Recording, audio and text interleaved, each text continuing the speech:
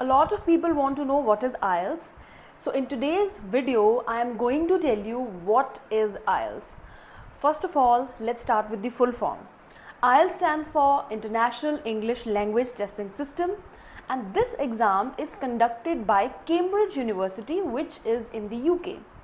IELTS mainly is of two types, academic IELTS and general IELTS.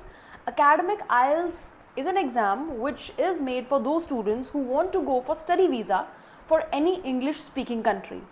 It can be Canada, America, UK, New Zealand, Australia, or even some European countries these days are also accepting IELTS. General IELTS is for those candidates who want to apply for work permit or PR, permanent residency of an English speaking country. Okay. The major difference between academic and general IELTS is in writing and reading. What is the difference? I will share in the upcoming video. Now let's come to academic IELTS. So whether it's academic, whether it's general, the modules are for writing, reading, speaking and listening. First of all, let's start with writing. Okay. The test of writing is of 60 minutes, means 1 hour. And in this 1 hour, you will be given two tasks. Task 1 and task 2.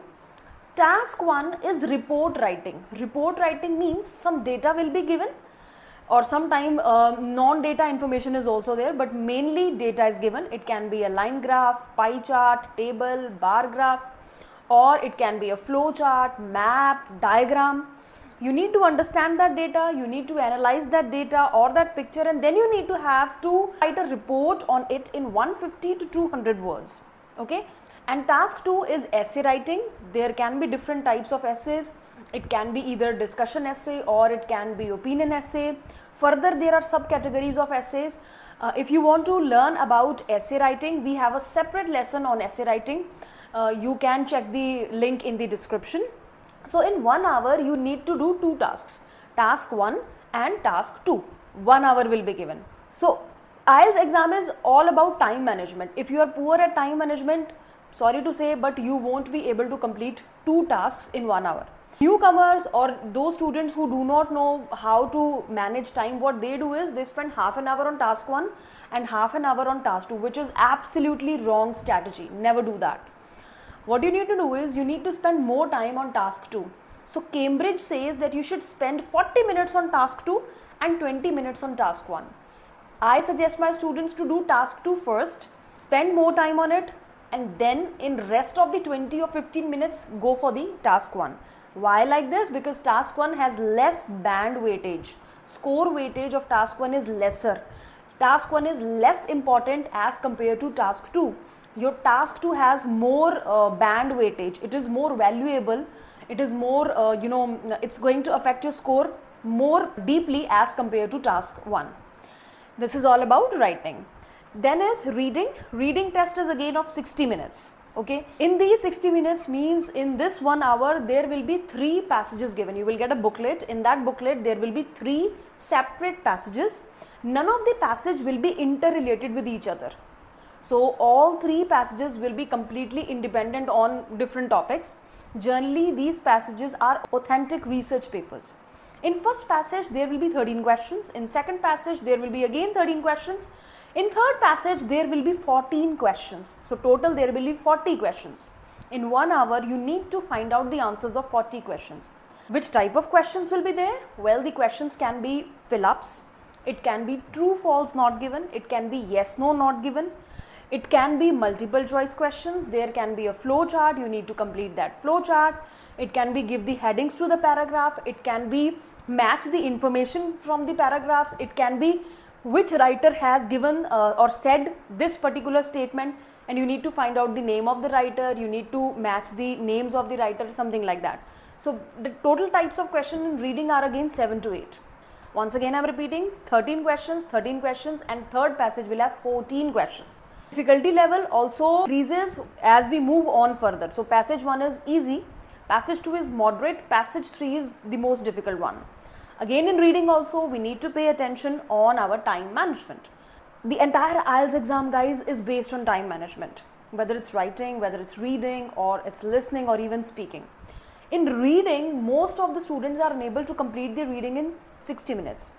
And there is a lot of information there out on all the digital platforms that students get confused at which strategy they should follow. Some people, they say that they should, do second passage first. Some say that they should do in reverse order, means third, then second, then first. Some say that you should do 2 passages only. Now, my personal tip, my personal experience of past 10 to 12 years says that you should always go in sequence. Do easier passage, means passage 1 first, then move on to second passage, then move on to third passage. Attempt all 40 questions. There is no negative marking. So even if you don't get the answer, you can go for the guesswork. Don't worry about it. But don't leave any answer. Okay? For time management, spend your time like this. For first passage, spend 20 minutes. On second passage, again 20 minutes. On third passage, again 20 minutes. So you have 60 minutes, divide in 20, 20, 20 minutes. If you are good in reading, you have good speed, you can, do like this also, like first passage in 16 to 17 minutes, second passage again 16 to 17 minutes, third passage 16 to 17 or 18 minutes. At the end, you will have at least 5 minutes. In those 5 minutes, you can cross-check your answers. Another important thing to remember is that in reading, there is no extra time given. So when you are doing reading, you need to write the answers simultaneously on the answer sheet. There will be a separate answer sheet given in the exam. In the classes also, we provide a notebook. In the mock test, we provide that sheet where students need to write the answers. Another important factor, write answers in capital letter. Although it is not mandatory, it's not like if you will not write in capital letters, they will not be checked. But if your handwriting is skanky, those answers will be considered as wrong. Nobody is going to spare so much of time in reading those skanky words. So it's better that you should write clearly in capital letters. Fine. This is all about reading. Now let's move on to third module, which is one of my favorite and one of the most easiest module, that is listening. Now why I say one of the most easiest module, because this is a module in which you can improve your score, you can enhance your overall score. If you have good score in listening, listening is easier also. Students easily can score 7+ in listening. Your overall score will also increase. Fine. Listening test is of 30 minutes. You will be given a booklet again. You need to connect your headphones and an audio will be played. So whatever you are listening, on the based of those conversations, some questions will be written on the booklet. You need to answer those questions simultaneously. Again, there will be 40 questions. There will be 4 sections given. Section 1, 2, 3, 4. Section 1 will have 10 questions. Section 2 will have 10 questions. Section 3 will have 10 questions. Section 4 will have 10 questions. Okay. You need to write the answers side by side. Once you are done with the listening, 10 minutes extra will be given to transfer the answers. So remember this thing, in listening, 10 minutes are extra to transfer the answers. But in reading, no extra time is given. I have seen students begging in front of the invigilators to give them 2 seconds, 1 minute to write the answers, to transfer the answers in reading on the answer sheet. But my dear, no extra time will be given in reading.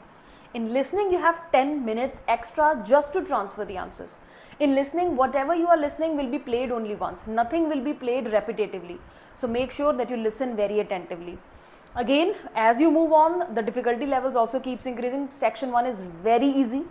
It is generally a conversation between 2 people. On the basis of that conversation, some questions are written. You need to write the answers side by side. It's not like at the end of the section you will be given time to write the answers. You need to write the answers side by side. Okay. So this is about listening. In listening, you need to take care of your spellings. You need to take care of any kind of signs and symbols. Spellings matters in reading also, spellings matters in your writing also, because this is the test of English. In reading, we need to see the spellings on the booklet only, so not a big deal. But in listening, you need to spell the words correctly.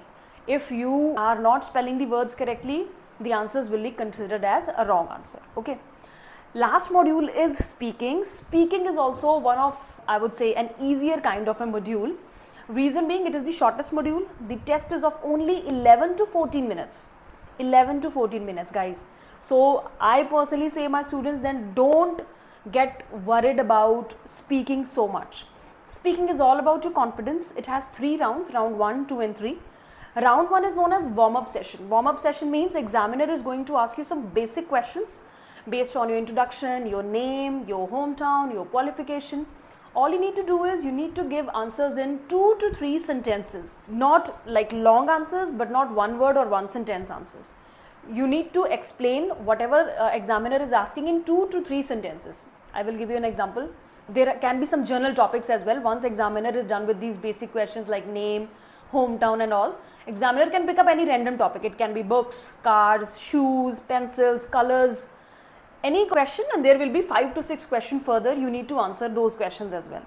So if the examiner says, okay, which is your favorite color? Now one student said, my favorite color is white. Okay. Another student said, my favorite color is white, and the reason why I like is because it is the symbol of purity and peace. Moreover, whenever I wear something in white, I get a lot of compliments. So that's why I like it. Now, second student explained why he or she liked that color. So this is a good answer, while the first student only described the name of the color, which doesn't help the examiner to judge his English level. So guys, examiner wants to know about your English level. Okay. Examiner is not interested in your likes and dislikes. Examiner wants to check whether you are able to express yourself completely or not. So make sure that you answer the questions properly. One basic thumb rule which I always suggest to my students is that don't hesitate in speaking. Speak as much as you can. The students who speak more are never in danger, while the students who speak less are always in danger. Their scores are going to be affected badly just because they were not more expressive. Okay. This is round 1. Then round 2, basically round 2 is a monologue. Now what is monologue? Monologue means when one person is speaking. So in this round only you have to speak. A topic will be given to you that is known as cue card. You need to prepare that topic in 1 minute and then you need to speak on it for 1.5 to 2 minutes. Examiner can listen to you max 2 minutes, not more than that. Although it sounds like 2 minutes are very less, but when we start speaking on a particular topic for 2 minutes, it's like 2 hours. In upcoming videos, we will also tell you how to prepare cue cards. So make sure that you subscribe our channel and click the bell icon as well. In this particular part, you need to then prepare the topic and then you need to speak continuously. Examiner is just going to sit and listen to you. He or she will keep on marking your errors. He or she will keep on evaluating you, keep on judging you. You need to keep on speaking in one flow. Examiner will also have a stopwatch like this. Okay, so 1 minute for preparation will be given, exact 1 minute, and then you need to speak for 2 minutes. Again, it's up to the examiner. He or she can listen to you for 1 minute, for 1.5 or max 2 minutes also. Examiner can interrupt you in between and can say you to stop speaking. So don't worry about it. Then is round 3. Round 3 is discussion session, which is the most important round. A lot of students feel that round 3 is not important. They feel that, okay, this is the end of their speaking and they are about to go. No, it's not like that. Round 3 is the most important round. In round 3, there can be questions based on the cue card. The length of the questions will be longer. The difficulty level will be higher as compared to the cue card or round 1. And you also need to give answers in 5 to 6 lines. Minimum 5 to 6 lines. You can elaborate your answers more also. Again, in upcoming lessons, there will be links even in the description box also where we will tell you where there are lessons about how to elaborate round 3 answers as well. Okay, so this is all about IELTS, writing, reading, speaking and listening. I hope you like this session. If you really like our videos, please subscribe to our channel. Please hit the bell icon and comment and tell me if you want to know something else about IELTS or PT.